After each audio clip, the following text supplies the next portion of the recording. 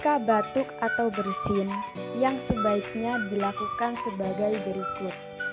1. Tutup hidung dan mulut.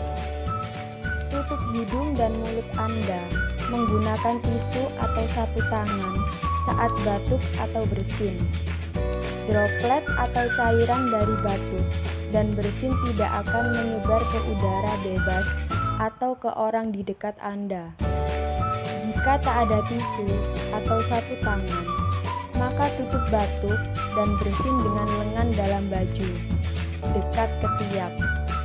Jangan menutup dengan jari-jari tangan, apalagi jika tak segera cuci tangan dengan sabun.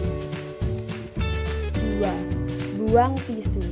Tisu yang sudah terpakai untuk batuk atau bersin sebaiknya segera dibuang ke tempat sampah. Sedangkan sapu tangan sebaiknya dicuci bersih. 3. Cuci tangan. Setelah itu, cuci tangan dengan sabun dan air mengalir.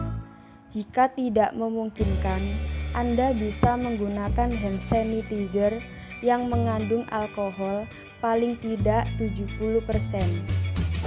4. Masker kain. Sebenarnya menggunakan masker jadi opsi pertama saat Anda mengalami batuk dan bersin. Saat masker langka, masker kain atau masker reusable dengan filter udara bisa jadi pilihan.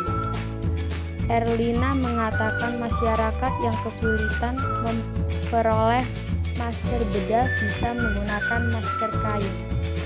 Masker harus menutupi hidung dan mulut.